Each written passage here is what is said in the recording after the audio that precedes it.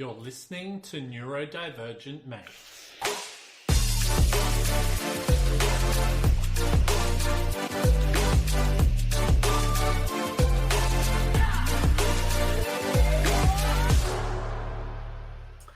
Hello and welcome to another episode of Neurodivergent Mates. I'm your host, Will Wheeler, joined with my good friend, Gemma McLean from the Redlands. Where I come from. I only just remember that. What's going on, Gemma? Gemma with a G, not a J. Thank you, Will. Thank you so much for having me on your show. I first saw this a little while ago and I was like, I wish I was as cool as that to be on that podcast. And hey, dreams do come true. And yes, never say never, right? But also a little known fact, well, actually everyone knows I manage the local Facebook pages for our community.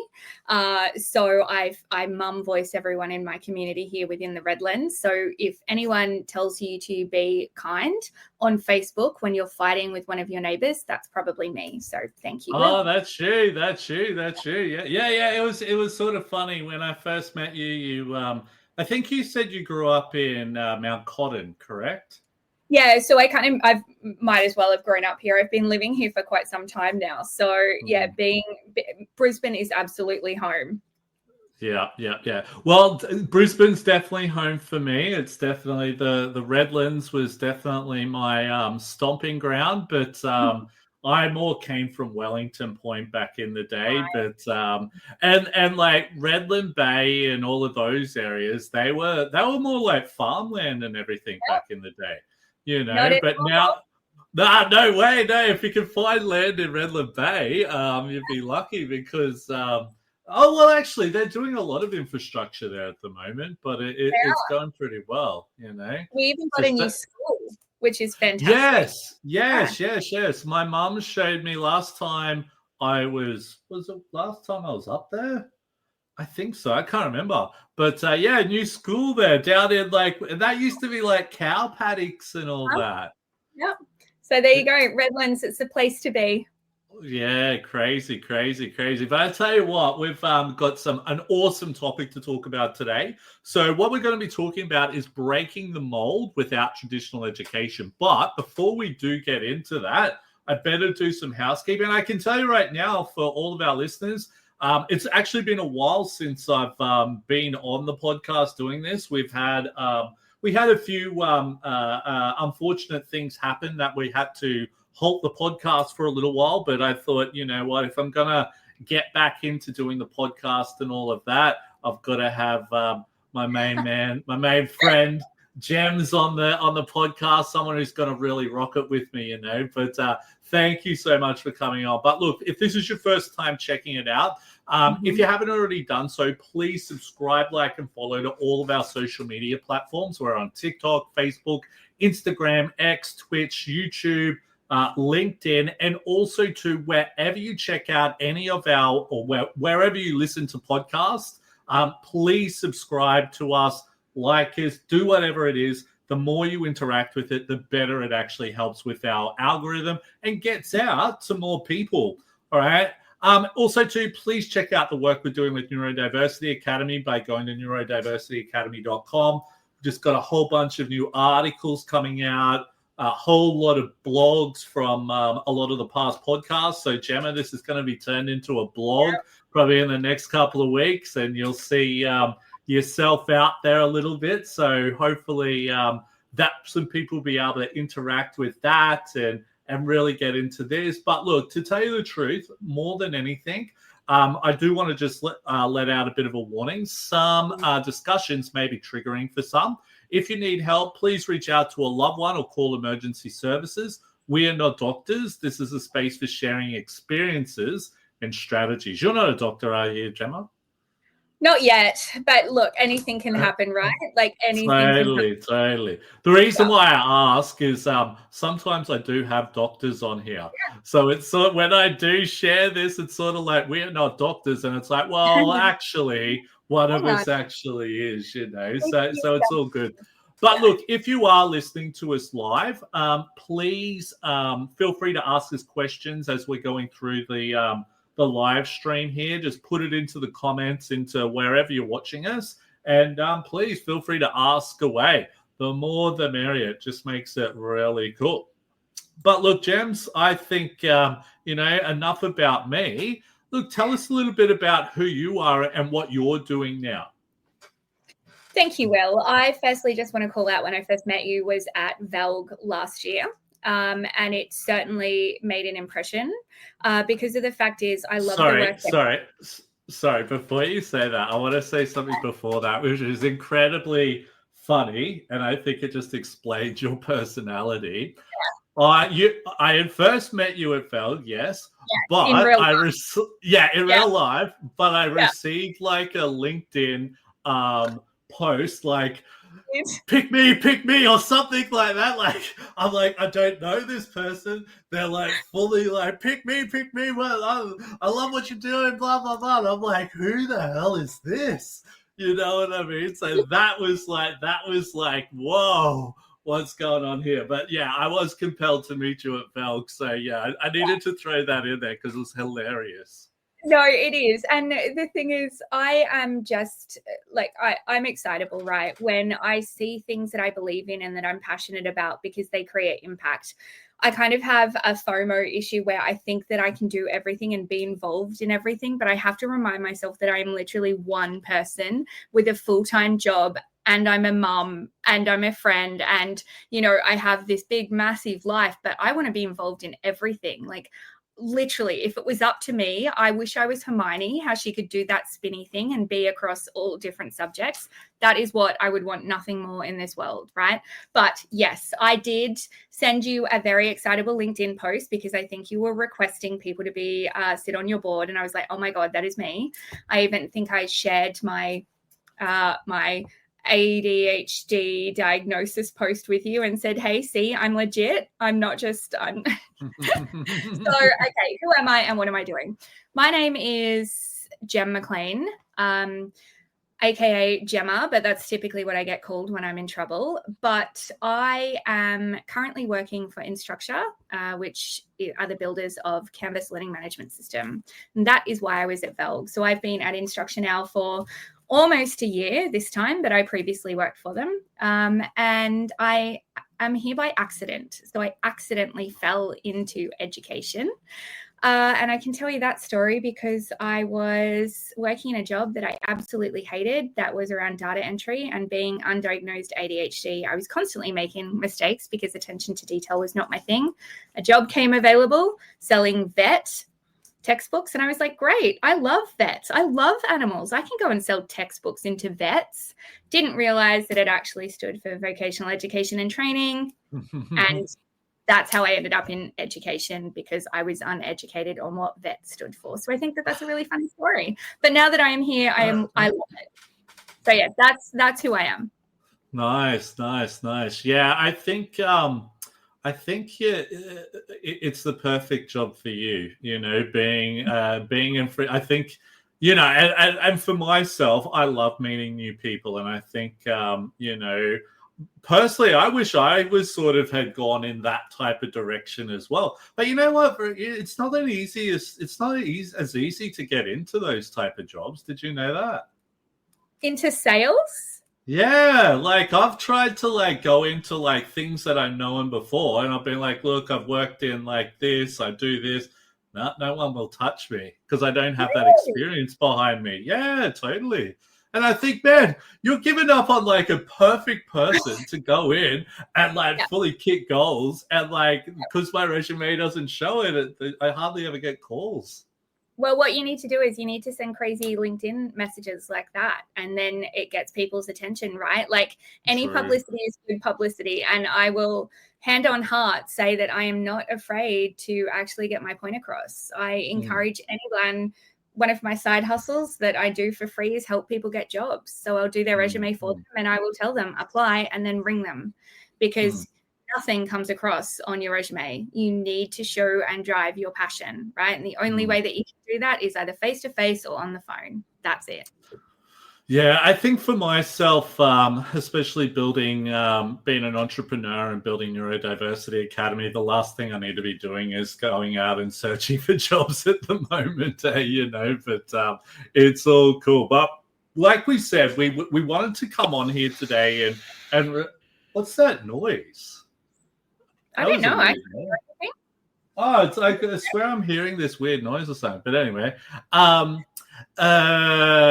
was I going to say? So yeah, like we said, we're going to come on today and we're going to talk about breaking the mold. Okay, so traditional education, all of that type of stuff. Now, let's start right from the beginning here. What was school like for you growing up? And I'm sure it's probably similar to mine, but let's hear your experience. I was always the naughty kid at school. I think it was because I was bored. But I always wanted to do well. So I always wanted, being a girl, I just always wanted my teachers to like me and to make my parents proud. And so I can remember when I was probably in year 3, I identified that school and the format wasn't for me. I came from a small country town, growing up in the bush, riding horses and doing all of that kind of stuff, to then having to spend time in the classroom and being told to sit still and, do all of those things. That was really difficult for me. Also, I really struggled to retain the information that was being fed to me by reading. I'll hand on heart put my hand up and say, I hate reading today. If there is any opportunity for me to avoid it, I absolutely will. That hasn't changed, right? I wanted to be good at it, but I just wasn't. I was definitely more creative. I was definitely a talker. I was constantly in trouble for disrupting the class. So school, I always felt like an absolute outcast. But I wasn't dumb. So when I actually did my tests and all of the things, like I was good at it, but I just didn't like to conform. I hated being told what to do. I hated jumping through hoops to prove myself. It just didn't sit well with me. I actually I quit school. I haven't finished high school and I haven't been to university because I hated it so much. And here I am. Interesting. Yeah, interesting. I don't know about yourself. Like, school was difficult and, maybe your teachers didn't like you and all of that, right? And people are like, I don't know if people would sort of tell you that you'll never be able to achieve certain things because, you're not paying attention and all of that.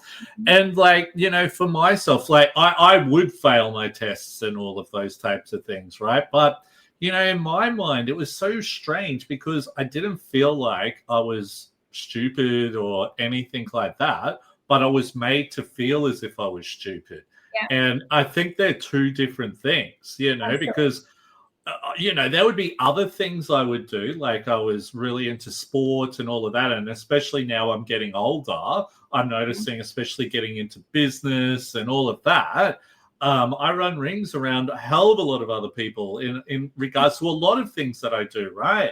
But, back in school, I was really good at sport and things like that. And then I couldn't really excel in the classroom, but I was automatically cast as like, dumb, if that makes sense. Absolutely. And I think it's one of those things, and I love this quote so much, but it's, if you always judge a fish by its ability to climb a tree, it's always going to be considered stupid, right? And I have this conversation with my son all the time, who I recently got diagnosed as well. And we were sat there at the kitchen bench and he was losing his brain because he has learning difficulties too. And he was getting so frustrated because it was a comprehension task where he had to write and read. And I said to him, okay, let's remove the reason what you're doing. Let's try and understand why you're doing it and the skills that you are learning by doing this particular task. So when I actually broke it down to, you're doing comprehension because your teacher says so, I broke it down to, hey, these skills are actually teaching you how to find facts, how to, all of the rest that goes along with it. He was actually more inclined to do the task because he could see it was for a purpose. And I think that there's those little tweaks that the reason why school didn't agree with me, because it was just like, you need to learn these spelling words because if you can't, well, you're not going to amount to anything. The amount of time I have been told that will is hilarious. And the amount of times that I get goosebumps when I talk about it, right? Because for me, I'm really proud of where I have come, considering that my brain wasn't my best friend. Yeah, it's amazing. Hey, it's amazing. And I think that's really important to get across to younger people. I think, you know, I know for myself towards the end of high school, you know, I was gone. You know, Yeah. I didn't want to learn anymore. I didn't want to do certain things, right? Right. And it threw me for a very long time. I you know, left high school, got heavily involved with the wrong people, very heavily into drugs and alcohol for a very long time there. And because I thought, you know what, I'm never going to be able to do certain things. But I think to myself now, I'm like, damn, man, if I had been able to, like, you know, have that confidence to start with, I probably could have been a lot further ahead than what I am now, type of thing, you know, which was interesting. But hey, I just saw that we've got someone who's commented on the what we're talking about, Michael Twist here. So learning for me is about learning how to learn. So that's so that I can gain the knowledge I need to do anything I can imagine. Awesome, Michael. Thank you so much for sharing that. Yeah. But yeah, what does that mean out of what Michael just shared there? What are your thoughts on that? Absolutely. I think, you know, as I said, I did not finish high school. I have not been to university. And some of the people that I have worked with and their big brains, and I'm in absolute awe of anyone that has a degree, master's, PhD, or where their educational journey has taken them, right? But I think it also comes back to there are different skills. And I think if my soft skills were a part of a degree and you were able to credential those and provide certifications on soft skills, I think I would have a PhD and be a professor. Yeah, professor. 100%. But I think it's about understanding the reason why you have to do the thing. And I think that that's sometimes what's forgotten about with ADHD people. I often say that I asked for the time, not how the watch is made, right? Like I just want short, sharp, succinct answers. I don't need to know the whole big fluff as to why, because normally I'm 10 steps ahead of everyone anyway. I just need to know why you want me to do the thing, and I'll go and do the thing. You know what I mean? Yeah, totally. Hey, out of curiosity, when you look at like your son's homework or whatever he has to do, right? Does it puzzle you even now with some of that work that he has to do? Or are you like, oh, yeah, I get this?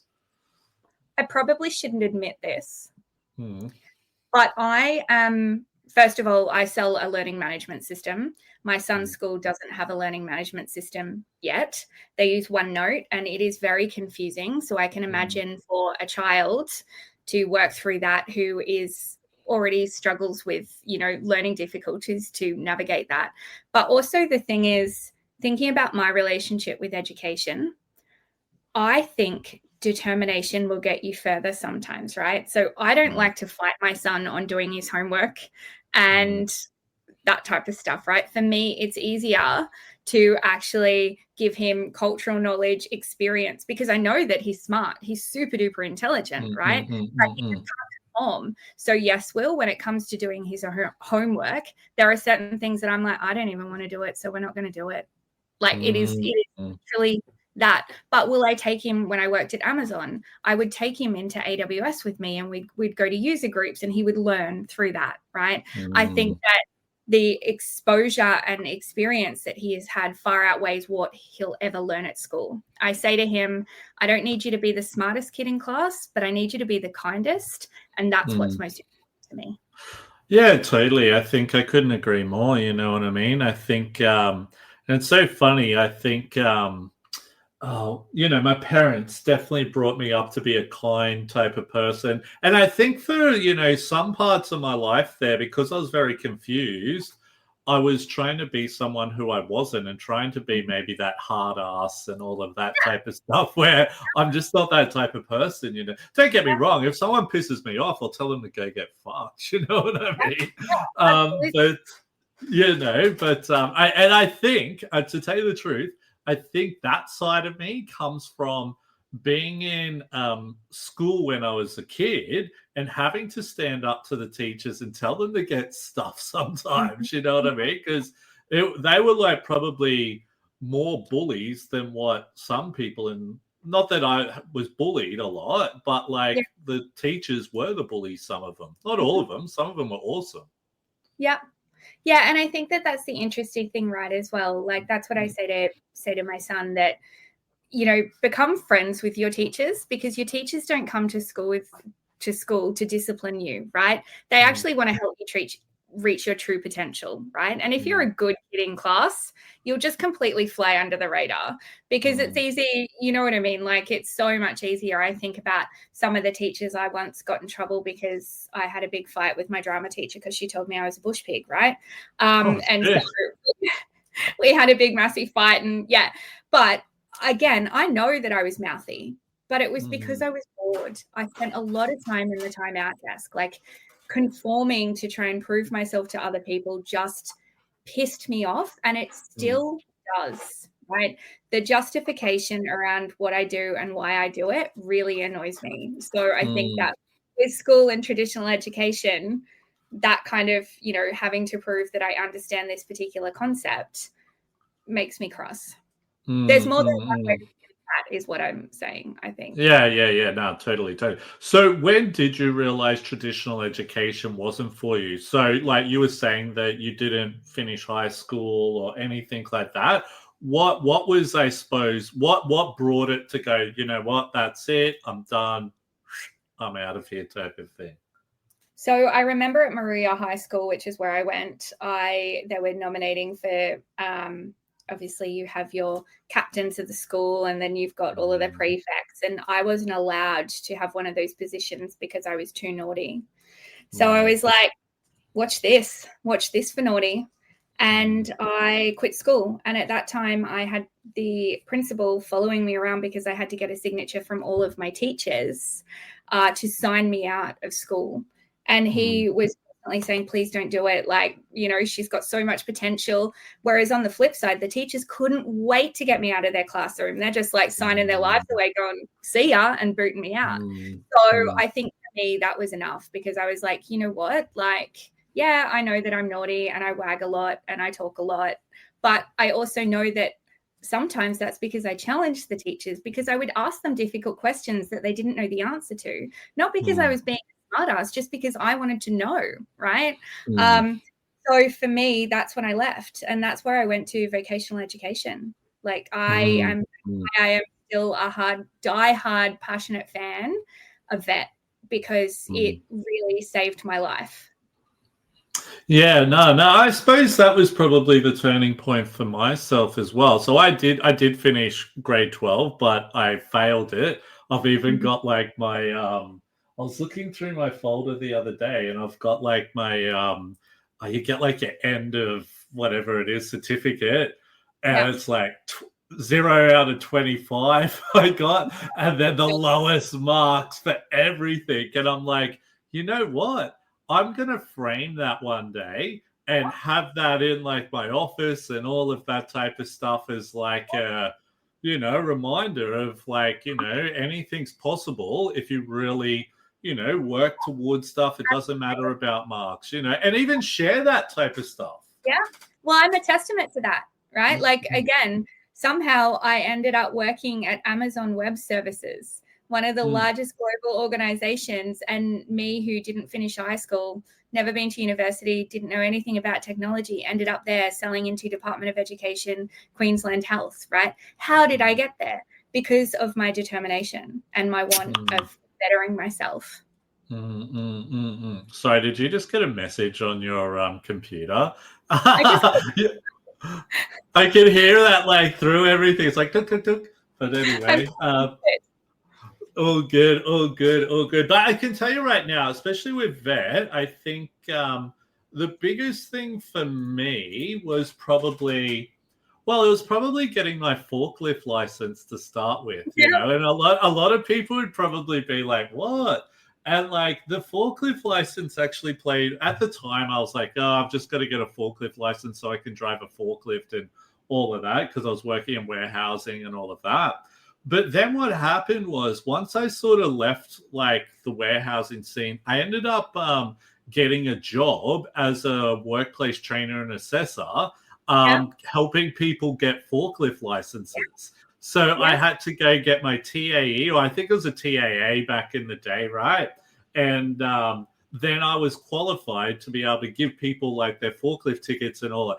I have not driven a forklift in probably the last 10 years now, but that's what really helped. You know, it's funny. You look at things and you think, oh yeah, but then I got that, and then that exactly, you know, because getting into the training space, that then helped me to go, oh, you know what? I think I can do this, and I think I can do this. Oh my God, this isn't right. I need to do something here, or whatever. And that's what really helped me to get to where I was, even with the universities and stuff like that. Having a look at all the big gaps within the unis now and connect it. And like, it sometimes even blows my mind, right? Like, I'll be doing presentations with like professors, and like, is your dog barking? Yeah. Oh yeah. So yeah, he doesn't sound too happy. No, I think someone just rocked up. But yeah, you'll be doing presentations. Yeah, no, well, that's the thing. Like, I'll be like on a panel with like leading professors and doctors and all of that, and I'm thinking, what the hell, man? How the hell am I on this? Yeah, totally. All the time, 100%. I feel you, Will, because when I was selling textbooks, I used to look after Charles Darwin University, and I'd have to go up and sell into the professors. Like, and I'd be sitting there meeting with the like head of psychology, selling this particular textbook, going, oh my God, this guy could absolutely see through me. Like, I must have, I am a dickhead, like written on my forehead. Like, I know nothing. How am I sitting here selling this guy? But then I came to it that not everyone can do what I can do, which is connect at the level that I can, right? And I see myself as a bit of a conduit, right?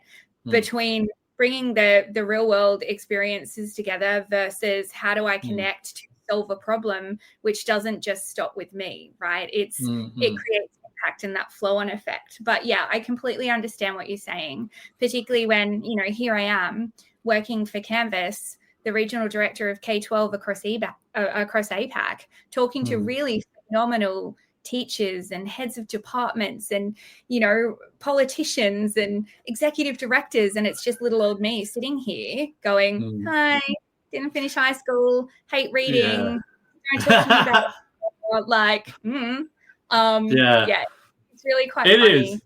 It is quite, it's almost surreal in a way, I sometimes feel. But even like some of my friends are like professors and doctors and all of that. And I think to myself, and I sit down and I speak with some of them, I'm like, man, this might sound weird, but like one point in my life, there's no way I would have thought that I would have friends who are like doctors and, you know, this and that and all of that. And it's like, now it's like those are the people that I know, if that makes sense. And they laugh at me because they're like, what? We're just normal people, which they are.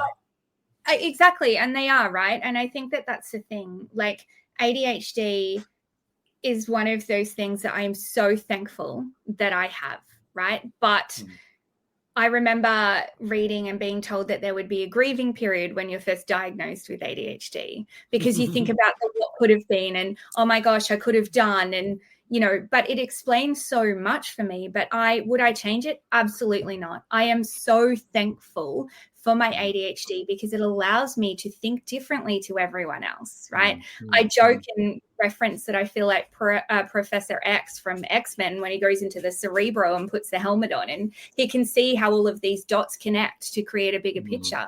And that's me. And I love it, right? And I am so thankful. On the flip side, there's times like today when I'm sitting here, and as I was telling you, I hopped up to go and take my ADHD medication and came back and sat at my desk with my car keys. Like, what was I thinking? You know, like just silly little things like that where I'm like, oh my God. There'll be times when I'll turn around in the kitchen and every cupboard door will be open. And I'll think, oh my God, my ADHD ass, like I hate myself for this, let alone anyone that's living with me, you know. So I catch myself out on it, but would I change it? Absolutely not. It is, my diagnosis has been one of the best things I've done. Do you ever get on your phone and like open up your phone and then you're like scrolling through and you're like, what am I even meant Yeah. to be doing on my phone? And then like you'll be having a shower. Oh, this happened to me yesterday. I was having a shower and I'm like, oh, that's right. I meant to Yeah. send that invoice to someone. That was why I was on the phone before, you know? Yeah, absolutely. And I think that's it. It's understanding those little sort of idiosyncrasies, and being kind to yourself has been a big one for me as well, like not putting so much pressure. I mean, being a woman in technology and doing what I do is exceptionally difficult sometimes as far as imposter syndrome.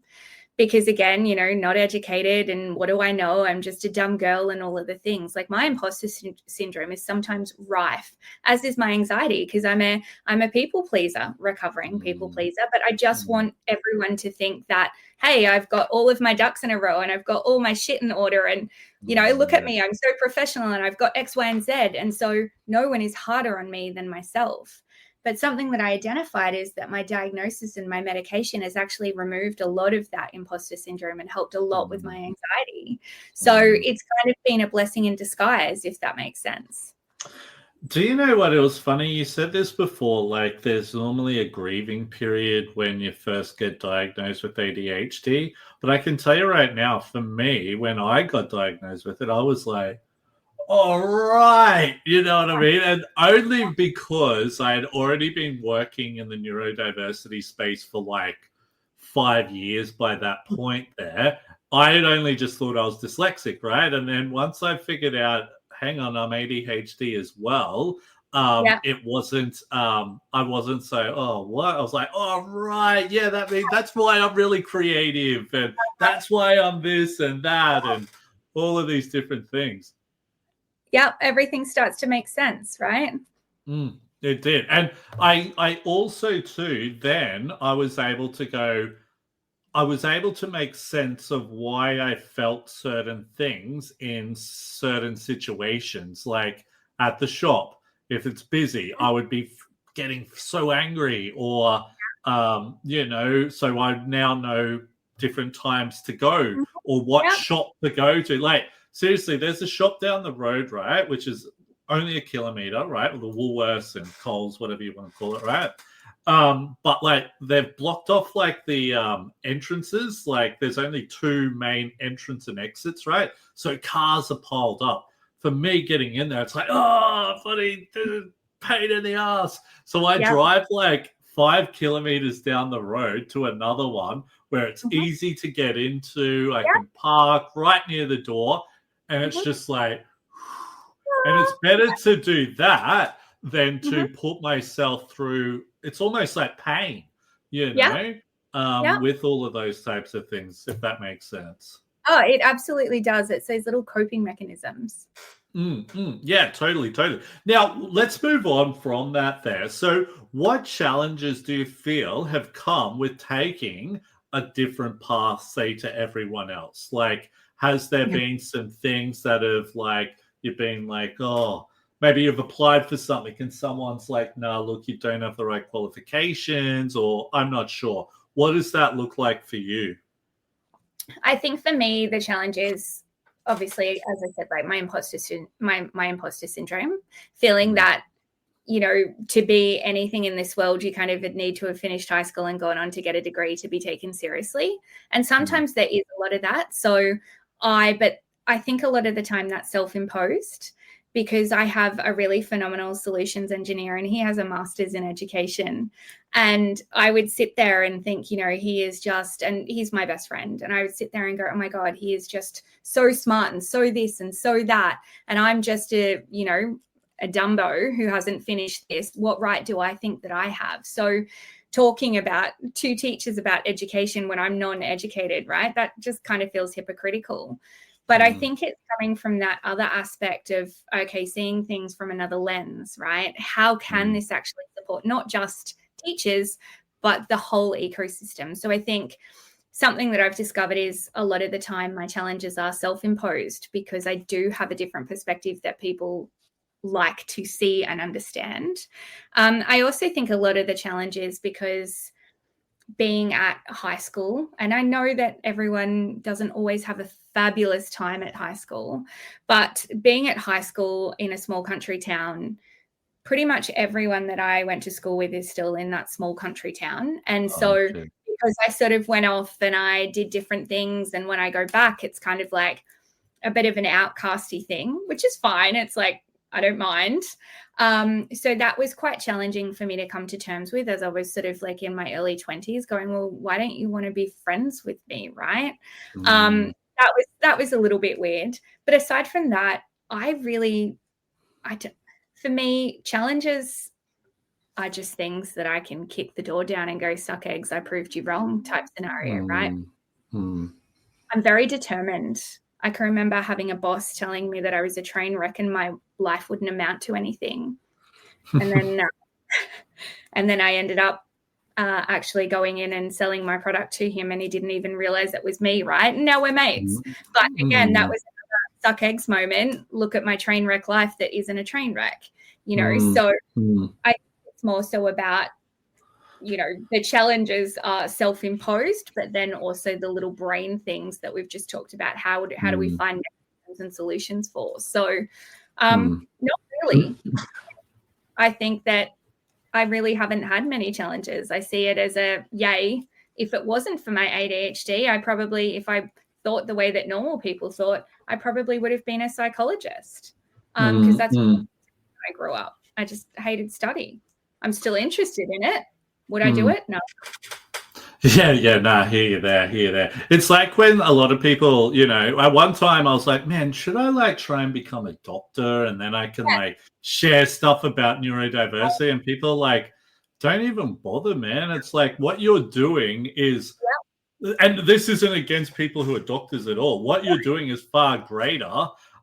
So, you should just stick to what you're doing. And I'm like, yeah, true. You know what I mean? But I would probably have to say the challenges for me, definitely taking the career path I'm taking, especially with it being an entrepreneur, social impact entrepreneur, trying to build an international brand and company. Sometimes things don't always go to plan, right? So talk about rejection sensitivity. That has been an incredible thing to deal with.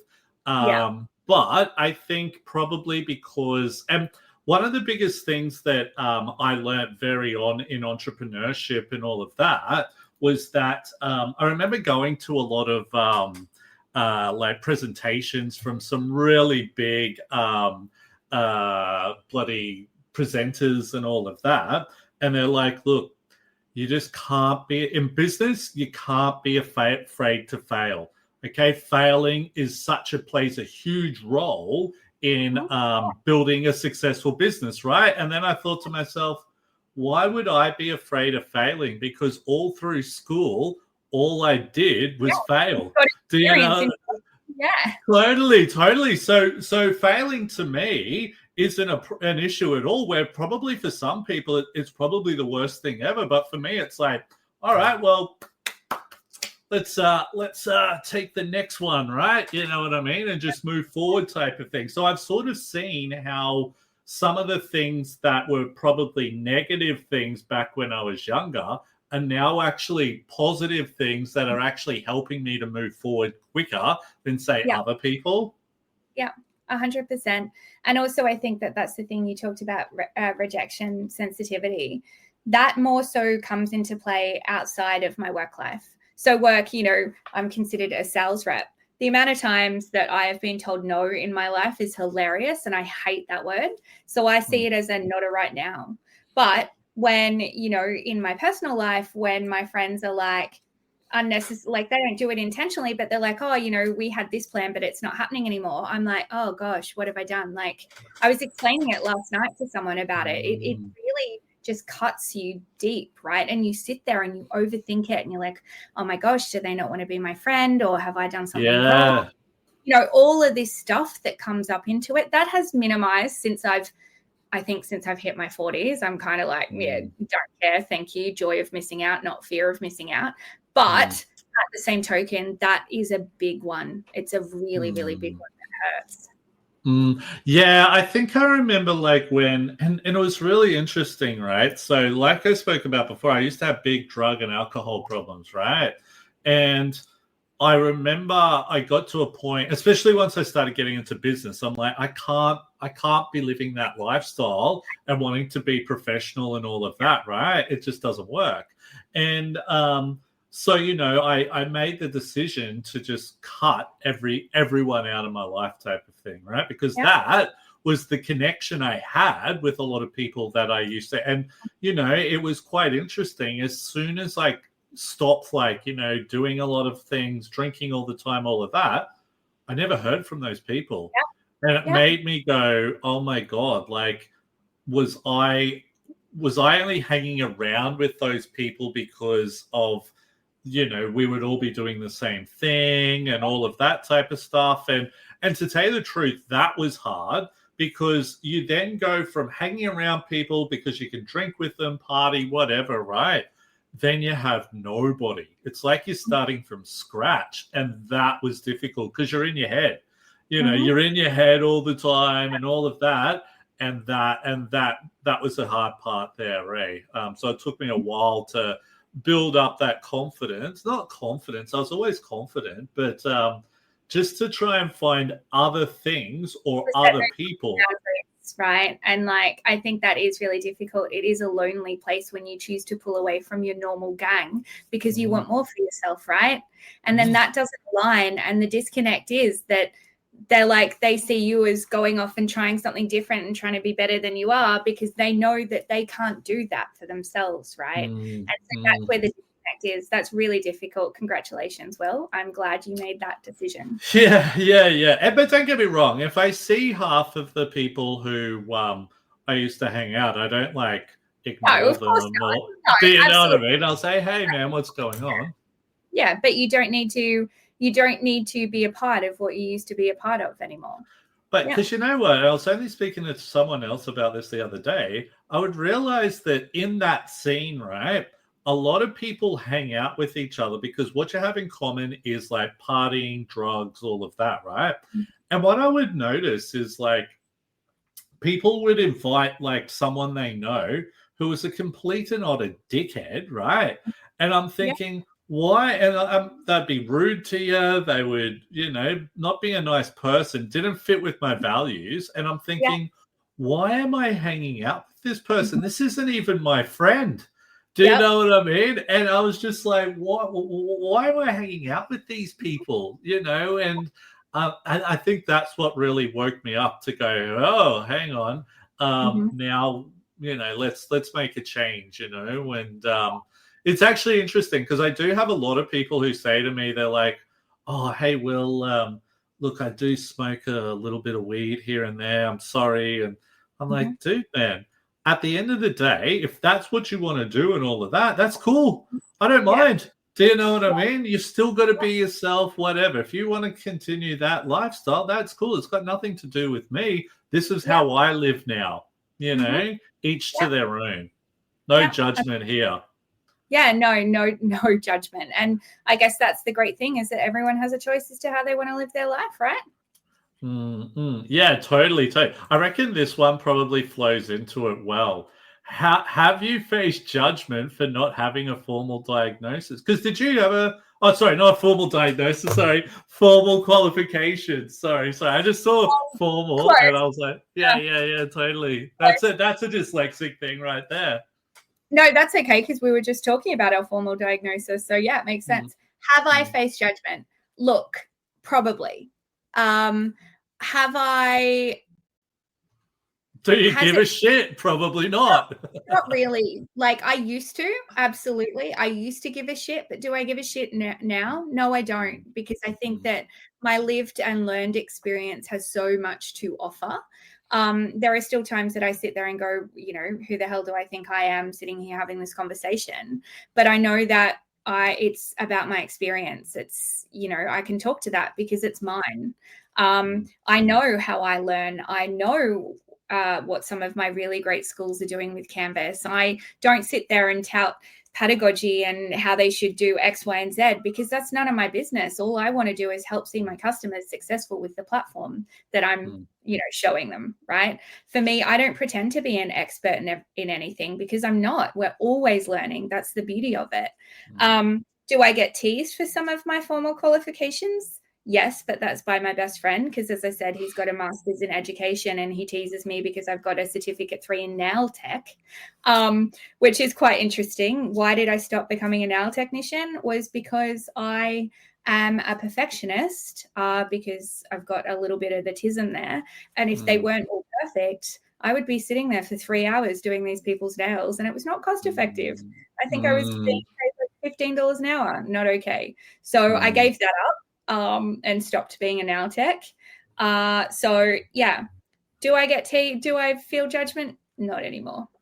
Sorry, I gotta say something, right, on teasing, like friendly teasing. We're not like bullying or anything like that. Yeah, with some of my friends who do have who are doctors and stuff like that, I sort of do make fun of them type of thing, because sometimes I'll be like, oh, so how about we meet at the uni or something like that, and you'll probably be because you're a doctor, you'll probably have a special car space roped off for you and all of that, and they're like, hell no, man, never get that type of stuff, or they're like, oh, I can meet you anytime, and I'm like, oh, that's right, you're Dr. such and such, so you can just go out and do whatever you want type of thing, so it is pretty funny. And some of my doctor friends, they don't even like being called doctor. And I think that's the thing, right? It's so interesting, because just because you have, a degree or you're educated, there are certain things where, there's a difference between scholastically smart and street smart, right? And so just because you have this ticked, it doesn't mean that things one of my friends is super duper intelligent, but she gets lost all the time. The amount of times that she calls me going, hey, I can see this thing, where am I? Right. And, it comes to life skills. She doesn't have any, but she's one of the smartest people that I know. Right. And I think that's something that I had to keep reminding myself, is just because you've got that, it doesn't mean that you can do the things. And that's what's so wonderful about the world that we live in. Everyone is so vastly skilled, and we should all just learn from each other. Right. I know what my strengths are, and I know what my weaknesses are, and I'll call my weaknesses out straight up, because I know that it affects other people, right? I think that's what's important, the vulnerability to be yourself. It's actually interesting, because my partner was talking about a friend of hers, right? And Soup was Ducks of the School, all of that type of stuff, right? And she finished school ages ago or whatever, but I think she was studying to become a doctor or something. I have no idea. I can't remember. And but she is just she's got a lot of issues in regards to social anxiety and stuff like that. So she can't even leave her house to be able to do what she's doing type of thing, which is quite sad type of thing, but some of the people who I saw in school who were the real smart ones, from what I can see, they're just doing average type of jobs and all of that. You know what I mean? It's not and this is the thing, right? And look, there are some real smart people who go on and do some fantastic stuff, right? But, I often see the schools, especially when it's you see this when they're getting the certain part of the year when the schools find out what their students got, the marks that they got and everything. And they're like, oh, with this, we had 9 students who got an average of blah, blah, blah, blah, an average of this or whatever, right? And I look at a lot of those people and I'm like, okay, well, that's great, but those aren't the people who are probably going to stand out and be something in the years to come. Well, why aren't you promoting the kids who maybe failed and say, here's the picture of the kids who are eventually going to succeed in life. You know what I mean? Because those are the ones who often go on and do great things. And that's what I say. I will openly admit, I joke and I call myself lazy. But I'm not lazy. It's just if there's a faster way to get to where I need to be, I will absolutely do it, right? Because I don't like going, okay, you must do this step and then that step and that step. If I identify that this step is redundant and not necessary and I can bypass that, then I absolutely will, right? And I think that's it's the ability to think outside the box and see things differently. And I think that's where our education system currently lets a lot of people like us down, is because you must follow this particular set of rules, which has been tried, tested, and proven, and this shapes us and pumps us out and blah, blah, blah. And then you've got your cookie cutter. And I really love all of my people that are, neurotypical. I love them, right? But also when I think about the neurodivergent people, the ability to cut corners and figure out different ways and things that's where most of our inventions come from and our major businesses, and they're not neurotypical, right? And that's the interesting thing. Our school system just does not support kids like us. Yeah, no, it's definitely interesting, and yeah, it's been interesting, I think, getting older and seeing the ones who. It's funny because I saw some kids turned out exactly the way I thought they would. Like, there've been some people I went to school with, their parents wiped their backsides for them their whole life. Those kids are still having their parents wipe their backsides for them, all of that, and they haven't progressed. And then there was some that, don't get me wrong, some ended up in prison, things like that. But then I even had the ones who just fully blew me away by like, oh my God, I didn't even think you were capable of that type of thing, So it's interesting when I come to think about it sometimes, eh? But look, what we are getting pretty close to the end. We've got a few more questions to go through, but what advice would you give to others going on their own way? So much, but I think one that really stands out is let someone else tell you no. And what I mean by that is, right, a lot of plans and aspirations and goals fail because we tell ourselves that you won't be able to do that. Why do you think that you could do that? How dare you think so big, whatever that may be. And we try and keep ourselves in this little box because that's what we're told. Let other people do that. Like, the amount of boxes that people have tried to fit me into is ridiculous. But having the courage to actually step out of that box and be unapologetically myself. Don't get me wrong. There are times where I need to, obviously, instead of having the volume on level 16, I'll probably have to turn the volume down to level 12 on Gemma, right? But at the same token, am I myself? 100%. And I think it's having that ability and that faith in yourself that it's okay to be you and just keep on keeping on, right? Because the people that won't understand you, that's okay. They're not your people. But the people that will stand back and clap and celebrate you are your people. And 9 times out of 10, those people are strangers. The amount of people from my life that are supposed to be my family supporters who I thought would, get excited about all the little things that I do, they don't, right? Because it shines a light on because they wanted to do the thing and they're holding back. How dare I go and do the thing?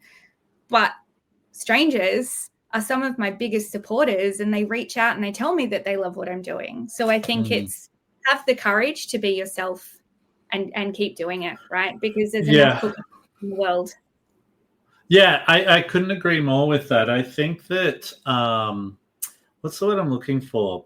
I remember when I first got into business, and probably the listeners have probably heard this before, but when I first got into business, I'd have like a shaved head, I'd wear a suit, tie, all of that. I was trying to be like the business person, all of that, trying to be someone I wasn't, right? Over the COVID period, it was a really good time to sort of reflect on everything, right? And go, you know what? I'm going to start being me.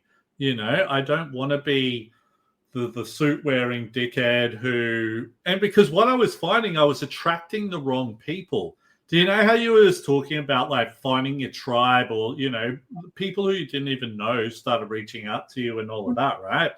Same type of thing, right? I was finding that I was circling around a lot of people that weren't bringing value to my life. It was probably the opposite. It was like I was trying to please them and they were trying to please everyone else, right? And I'm like, what am I doing? And then once I said, you know what, stuff this, I'm going to like grow my hair long again. I'm going to just wear like, dress casually and feel comfortable. That was when I really started to make a lot of progress, right? And that was like a real awakening call to me. And that's where I've really gotten more confidence now. And I'm just like, you know what, if someone doesn't like me because I don't really shave that much, or I've got like longer hair or whatever, stuff you. I'm building bigger things, and that's who I am, type of thing. And I often talk about this with my business partner. Like, I really want my staff, once we have staff, to come to work how they are. I don't want them to have to like wear a suit or feel they have to wear a suit or wear business clothes. If someone is like full gothic or whatever like that, come like that, because I want you to be yourself and I want you to perform at your best, and you can be your best when you are yourself, and that, you know what I mean? That's how I want it. Yeah, it's the authenticity, right? Like when I was working at Amazon, working with all of these people that are really big brains, and I felt like I had to be like all of these different people, and I was trying to be that. And it wasn't until I actually went, you know what, I bring something different and it's okay to be myself, that things started to unlock, right? Because it's authentic. People know when you're not being yourself, and they can smell it a mile away. So I think that that's the advice that I would give. Be okay to be yourself. Yeah, totally. Look, I pretty much we're pretty much at the end of today. Thank you so much for coming on. But like, if people wanted to connect with you or find out more about your work, where's the best place to connect with you? Just on LinkedIn, right? Like they can go gangbusters. You can find me on Instagram, but I think what you're going to see there is my stupid cooking videos and me bad singing and doing all sorts of stuff. But hey, happy for that as well. But yeah, LinkedIn's a really great place because, again, if you want authenticity, you'll absolutely see it there. And I think that's what I'm trying to do, is bring a little bit more authenticity to LinkedIn, because I think people need to be accepted for who they are. We're all just, people doing this job. We should be okay to bring our full selves and show up as who we are to work, particularly on LinkedIn. Totally. Sorry, for a while there, you used to just have Gems, right, as your name?